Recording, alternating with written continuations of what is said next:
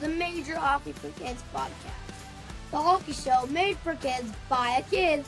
I'm that kid and your host, Major. And I'm his dad, Matt. Kids, don't attempt this at home without parental supervision. On today's episode, we're talking all about the oldest sports trophy in North America and the most famous trophy in hockey, the Stanley Cup. And who better to talk about it with than the keeper of the cup himself, Mr. Phil Pritchard. Hey guys, how you doing? Really great, doing really great. We'll hear about how the Stanley Cup ended up at the bottom of a swimming pool, find out which team actually forgot the cup on the side of the road after changing a flat tire. We'll also find out the truth behind the rumor that the real Stanley Cup isn't even the one that the winning players get to hold. All this, and we've got lots more. Be sure to listen all the way through. No one knows the cup or the history of the game of hockey better than Phil Pritchard. Along with being the keeper of the cup, Phil is also the vice president of the Hockey Hall of Fame in Toronto. Phil, thank you so much for letting us chat with you about the cup. Major Matt, it's great to be here. Thanks for having us on. I love the hockey in the background there too. Hey, thanks. That's nothing. You should see his room. His room. I've got 2 hockey posters, whole smacking bunch of cards. All right. Okay, so now before today, I told my class that I was going to be interviewing you, and they gave me a bunch of questions that they thought I should ask. So here's one for you. I read that you were actually born in England. Two of my class was wondering, how did a kid from England become the keeper of the Stanley Cup and not the World Cup? I was actually born in Oakville, Ontario. My family is from Northern England, though. My family was from near where Lord Stanley was from, the guy who donated the Stanley Cup. That's weird because we checked up on the internet and it said you were from England. Yeah, my family's from England, and I'm English background, but I was born in Oakville. I live in Burlington now. But as I mentioned, Lord Stanley was from Preston, which was a couple of towns over from where my family is from. So there's a huge English connection in hockey. The Stanley Cup was actually made in Sheffield, England, and it was purchased in London by Lord Stanley and then brought to Canada. So the English part is huge in hockey. And I don't know if you're aware of this, guys, but in England, they've been playing hockey for 100 years now as well, and they have a pro league going on right now. That's very cool. So how did you get a job like the keeper of the cup? Do you apply, or what does that look like? I got to be honest, I wanted to play in the National Hockey League when I was growing up, and I wanted to win the Stanley Cup just like every other kid that plays hockey did. At about 15 or 16, I knew I wasn't going to be playing in the National Hockey League, but I wanted to be involved in sports somehow. So after I graduated high school, I actually got an accounting degree at one college and graduated and thought, I can't see myself doing accounting forever. I still love sports. So I went to Durham College in Oshawa, Ontario, which is a sports administration program. And to my surprise, they had a co-op internship where you volunteer and help out wherever you can. And mine was at the Ontario Hockey League, which is the governing body for teams in Ontario, the Western Hockey League you guys have out west. Yeah. And the Quebec leagues in Quebec, they all form the Canadian Hockey League. So I worked at the Ontario Hockey League, and from there they hired me on. But I think what the great part about it is when volunteering is you get to meet a lot of different people along the way. And I was fortunate enough to meet a bunch of people, and Dave Branch, who was the old commissioner of the OHL and the Canadian Hockey League, had an idea for me to work at the Canadian Hockey League head office in collectibles. And I was in the collectibles major. I was like you, my room had jerseys, pucks, everything on there. So I love that kind of stuff. So I worked there, and then I walked by the Hockey Hall of Fame one day, and I knew the person working there because I had volunteered and we crossed paths. So I said, hey, I got a great background. You guys, when are you going to hire me and we can make a great Hockey Hall of Fame? And it was kind of like a joke. And he phoned me the next week and said, if you're serious, come on in. And it just kind of happened like that. So timing is everything, I think, in life. You never know who you're going to meet out there. And I think if you treat people the right way, people treat you the right way back. And that's kind of my story so far where I'm at. This is year 41 in hockey now for me. Oh my, wow. Wow. So And so then when you started working at the Hall of Fame, was that just part of your role to look after the cup? Obviously we know like you do a lot more than just look after the cup, but how did you get was that just part of your role when you started when well, you got it's funny because I started and I was kind of on the public relations and administrative side. And that was my week one. But on the Friday of week one, the cup had to go up to Newmarket, Ontario, Connor McDavid's town. Obviously, way before Connor McDavid, though. And nobody wanted to take the cup up. So myself and Jeff Denemy, another guy that worked there, said we'd go. So we took the cup up, we put it in the case in the back of a vehicle, and we drove up to Newmarket and did an event with it. And everything must have went well because the next week I went to Dallas. Oh, And this was before the Dallas Stars even had a hockey team. They had a minor hockey tournament going on for Southwest US kids. So we went there and it just kind of snowballed, I guess. It just kind of grew and grew and grew over the years. And then we created this Day with a Cup thing that kind of evolved over time. And Wayne Gretzky had a lot to do with that. When the Oilers were winning the cup in the 80s and it would move around, we thought, we have the greatest trophy in sport. Let's treat it like the greatest trophy in sports.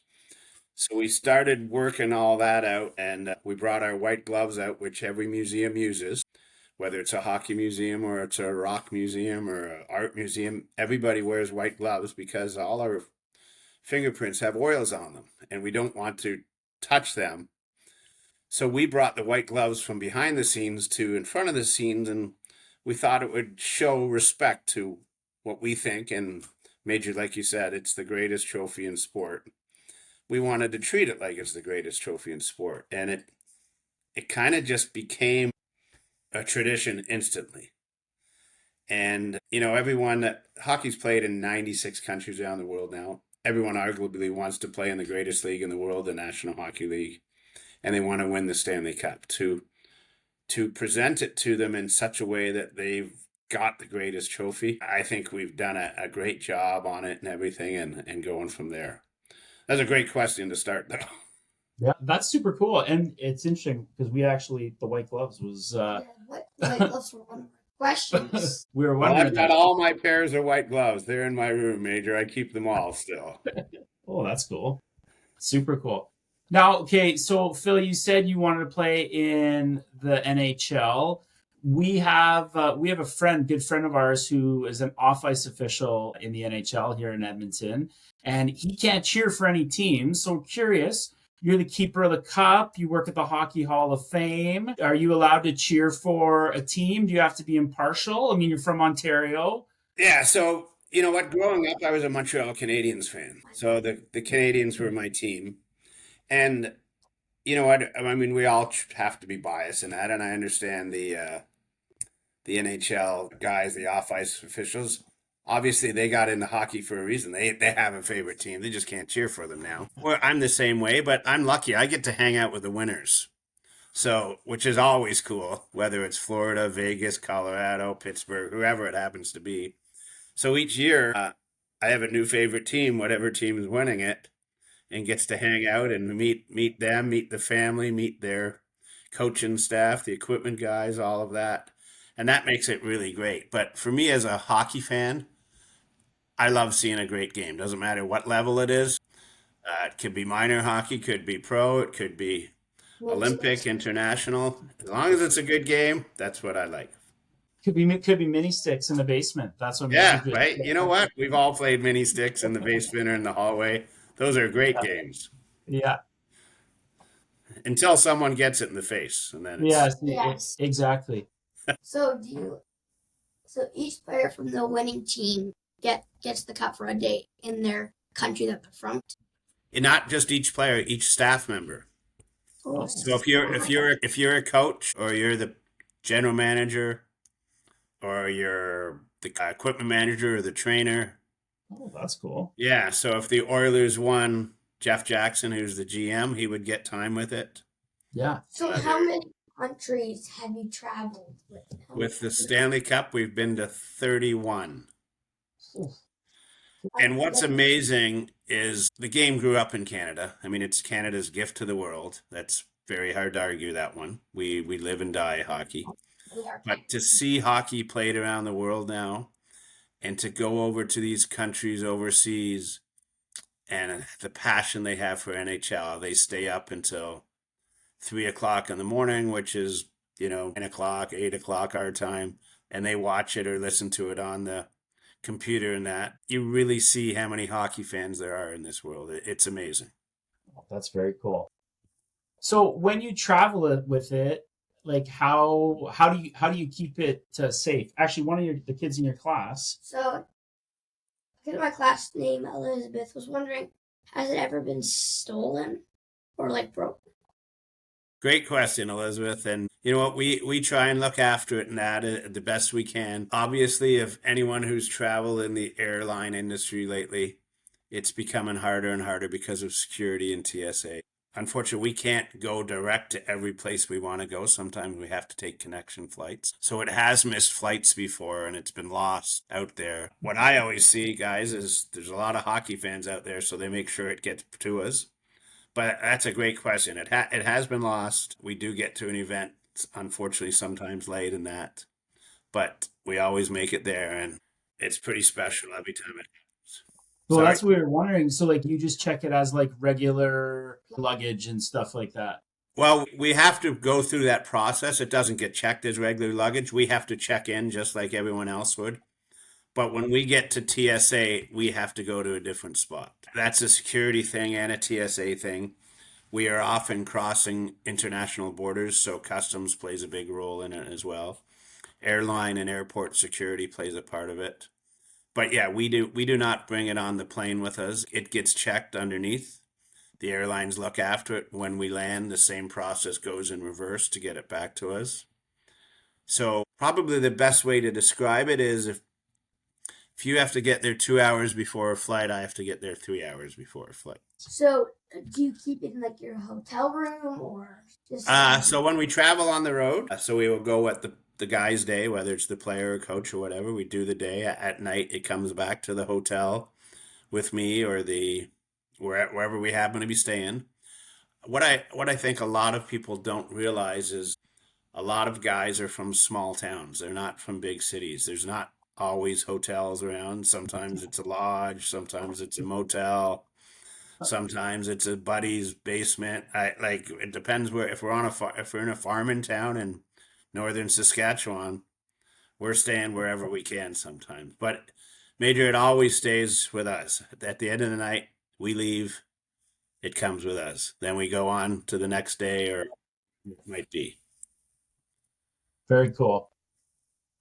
Yeah, so we wanted to ask you about some of the funny. So what are the funniest or most creative things that players have ever done with the Stanley Cup during their celebrations? I think for me, it's always special when somebody new wins it, or we go to a new town or a new country, because you get to see their culture, you get to see their background in that. I mean, we've been into a lot of different places around. We've been mountain climbing. We've been on boats and that. We've been to various parties. We've been to movie theaters with Marty Brodeur and his kids, and we've had street hockey games with it. And whoever wins gets the cup, and hopefully the player who won the cup wins the road hockey. So there's a lot of fun with it. But I think more than anything, the guys want to take it back to thank all of those important people that helped them along their journey. I think, Major, as you get older, you'll realize all of your dad or your coach or your teacher, they all help you making who you are. And the champions never forget that. They go back to their hometown and thank them. They go to their favorite pizza place and thank the guy. And it's very special. Now, Phil, we heard a story about how the cup went for an accidental swim one. What can you tell us about that? That's your favorite team, Major, is it? Pittsburgh Penguins at Mario's house? What happened? Yeah. You know what? It's amazing because Mario has won it 5 times now, 2 as a player and 3 as an owner of the team. And he's the only person in sport that's ever done that, to win as a captain and win as a owner.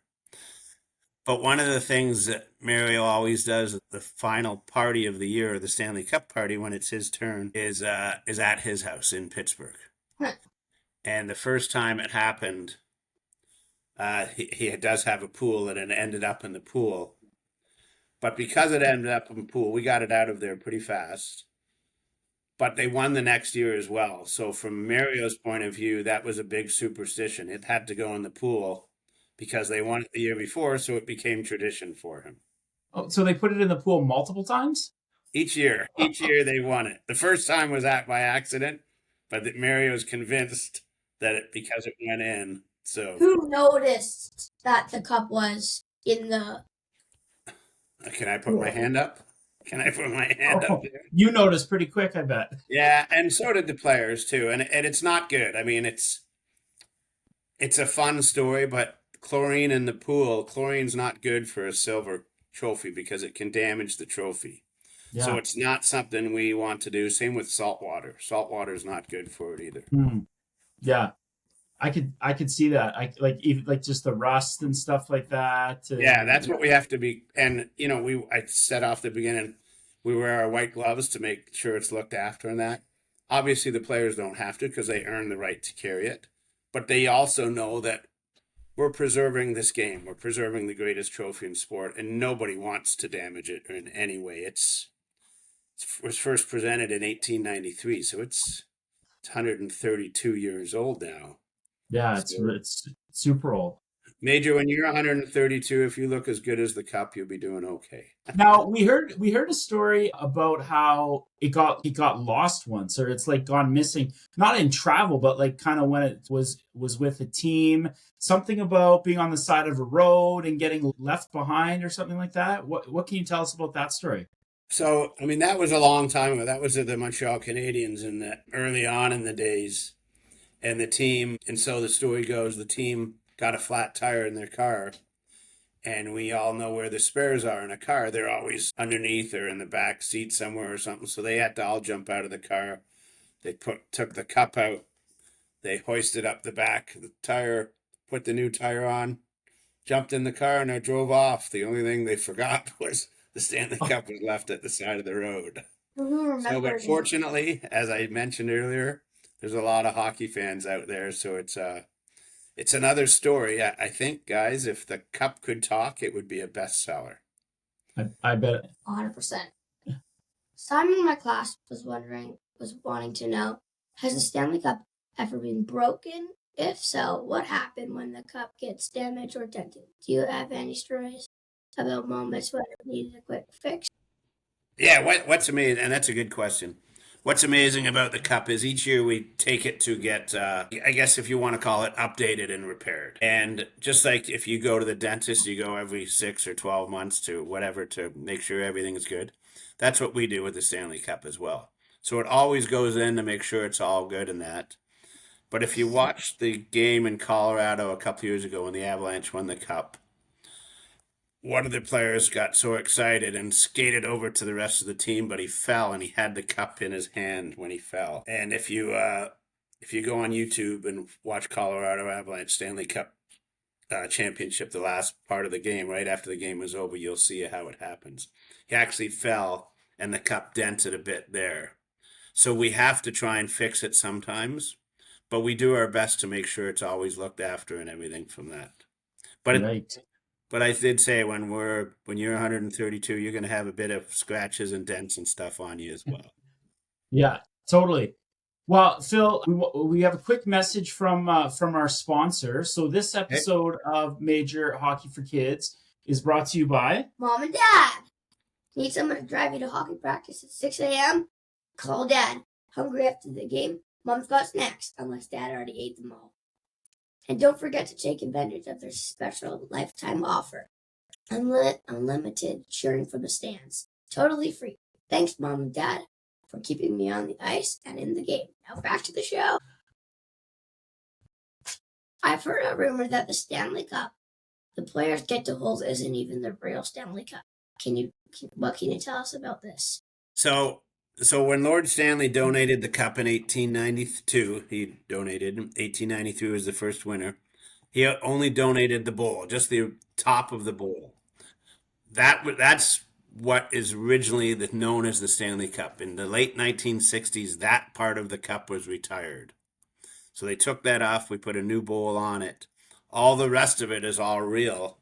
So when the guys win it now, the cup that you see is the original cup. It's just not the original bowl on the top, but everything else about it is real. So if you see it in Edmonton and Saskatchewan and Colorado, wherever, if ever you see it outside of the Hockey Hall of Fame, that's the real one. But the original bowl that Lord Stanley donated, that was made in Sheffield in the 1850s, that's at the Hockey Hall of Fame in Toronto in the vault. We've seen it. We were actually there. We were at the Hockey Hall of Fame this summer, weren't we? Oh, were you? Yeah. Okay. Hopefully you had a good time. Yeah, we did. It was fantastic. That's the one that's actually in that special kind of like vault area. So when you walk in the vault and the glass there, the little bowl at the top, that's it. Yeah. And then the one that the players get, is that the one that's out kind of in the main area that you can stand and take like pictures with? Correct. Yeah. But it's depending what time of year you come at, because we do have one that is on display if the real one is traveling. Oh, okay. So you have like a stand-in to be at Correct. the Hall of Fame. Yeah. Okay. So Yeah. one thing I was wondering is, when we were at the Hockey Hall of Fame, I was wondering, the cup that we saw wasn't that tall, but then when you see in the NHL, the cup looks pretty tall. That's the magic of television and camera. So it's 36 inches high, 90 centimeters high, so 3 feet high. But the way the camera angle shoots when it's coming out, it makes it look like it's a lot bigger. That's it. That's how big it is. How much does it weigh? 37 pounds, so about 19 kilograms. So with such a long history, like we've seen, like it looks different at different times and stuff like that. What are some of the changes it's gone through? Well, what's amazing, and I don't think, guys, that Lord Stanley thought when he donated it that hockey would be this popular and keep going 100 years ago. So what started off as the bowl only had the original teams on it that had won. And obviously all of a sudden the teams play, they win the cup, there's no space to put their name on it. So it has to grow over time. So what originally was 7.5 inches, it's now 36 inches. So you see how it's grown over the years. But if you did go to the Hockey Hall of Fame this summer, when you went in the vault, you would have saw all the bands that have been removed over the years. So we have to take those bands off and alter the cup so it keeps all the current names on it. How we like to describe it as, it evolves, it alters, but the same shape and look, it's always the same. So when do you think the cup will change, like take something off or something? The next time? Yeah. Like a new band put on? Yeah, the next time will be in 6 years. Yeah, I hope Connor McDavid's name's on there a few times. Yeah, they will alter it then. Who knows? We'll see what happens. Yeah, we're hoping. Okay. Okay, so we've got a special segment to end the podcast. You want to introduce it? It's time for our Slapshot segment, where we ask 10 rapid-fire questions, and Phil gives us his fastest one-hour answer. So 10 questions. Give us the first thing that comes to your mind, and we can't wait to hear your boosh bomb. And is it one word answer, or is it? No, it doesn't have to be one word. Just kind of the first thing, and like kind of short, sweet, kind of exactly like a one-timer. Hey, like your one-timer. I'm ready for it, guys. Major, I'm ready. Okay, you hit it, Major. If you could have the cup for one day, where's the first place you would take it? I'd bring it back to my house and celebrate it with my kids, my wife, my mom, my sister, and all my friends. Olivia in my class wants to know, have you ever had the cup in your house? Olivia, I have, but I don't like bringing it home because of security and that. But I have had it home before. I used to have a dog, so when I bring it home then, I know my dog would keep it secure in that, but I try not to keep it at home. In your role as the keeper of the cup, who's the player you were most starstruck meeting? I think all of them, because I really admire what the team has done to win that. You really see how much of a team bonding they are. To be one of there's so many great players out there, it's hard to narrow some down. I'll give you a few of my favorite guys, though. Anze Kopitar, Timo Solani, Sidney Crosby, Pat Maroon. All great guys, all different guys, all play a different role in the game, but they're better people than they are hockey players. Very cool. Okay, so if you could go back in time, which hockey legend would you want to show the Stanley Cup to? If I could get that, I would have loved to given it to Guy Lafleur. What's your favorite exhibit in the Hockey Hall of Fame? You saw our Stanley Cup ring display that we have all the different rings. Yeah. I'm proud of that because each year the Stanley Cup winner gets a ring, and I'm part of the whole thing on getting it to the Hockey Hall of Fame. But we have gathered some great rings over the years since 1893 all the way today, and we always look forward to adding them. You like the Vegas ones? The Vegas It's beautiful. Yeah, it's beautiful. The jewels all around them. Yeah. Okay. Who's your current favorite hockey player? My current favorite hockey player. Wow. You know what? I'm going to go with David Savard of the Montreal Canadiens. I think he's a great defenseman, stay-at-home defenseman, very quiet, does his job great. I just admire the way he plays the game. What's the best kept secret about this? The best kept secret? I think nowhere on there it says the Stanley Cup, but we all call it the Stanley Cup. On the front, its original name is the Dominion Hockey Challenge Bowl, but it's become a nickname of the Stanley Cup. So if you ever want to bet with your friends, ask them the original name of the Stanley Cup. If you weren't working with the Stanley Cup, what other hockey job would you love to do? I know I originally wanted to play in the game and win the Stanley Cup, and now I get to do this part. I love going to games, so if I could be a scout or someone behind the scenes to watch more games, it'd be great. Okay.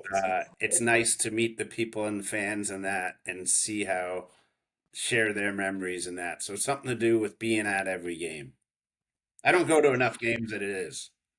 Lennon in my class wants to know, what is your favorite Stanley Cup game you've watched in person? Lennon, that's a good one. I've done a lot over the years. I think 1994 New York Rangers and the Vancouver Canucks. Mm-hmm. That was a 7-game series. It went right down to the very end. It was East versus West, Canada versus U.S., the Atlantic versus the Pacific, all of that. It was great. It was exciting. Who won? I honestly think if the game was 5 minutes longer, Vancouver would have won. Oh, man. That's crazy. Okay. You're on a breakaway against Marc-Andre Fleury. Do you score? Probably not. I think he's got to be one of the... when I listed guys off before, there's a guy that's a great person off the ice as well. A lot of fun, and obviously he won the Cup 3 times, so I've got to meet him a bunch of times. Great guy, but I don't think I score on him. All right, that's it for today's episode of Major Hockey for Kids. Huge thanks to Phil Pritchard, the keeper of the Stanley Cup, for coming on and sharing all those awesome stories about the Stanley Cup. Thank you so much, Phil. Thanks, guys. It's been great. Major, thanks for having me on. Hopefully it helps, and next time you're at the Hockey Hall of Fame, hopefully we run into you. Or maybe in Edmonton. Hey, we're hoping Edmonton first. That's what that's what we're hoping. Hey, thanks a lot, Phil. Appreciate it. Hey, no problem, guys. Thanks.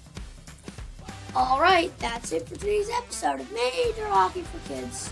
Huge thanks to Phil Pritchard, the keeper of the cup, for coming on and sharing all those awesome stories about the Stanley Cup. Thank you so much, Phil. How cool is his job taking care of one of the most famous trophies in hockey and traveling around the world with it? What a life. Phil, you're a legend. We're so pumped you joined us. Thanks for listening to the Major Hockey for Kids podcast. And remember to subscribe so you don't miss an episode. Keep dreaming big, and who knows? Maybe one day you'll win the Stanley Cup yourself. Catch you later, hockey fans.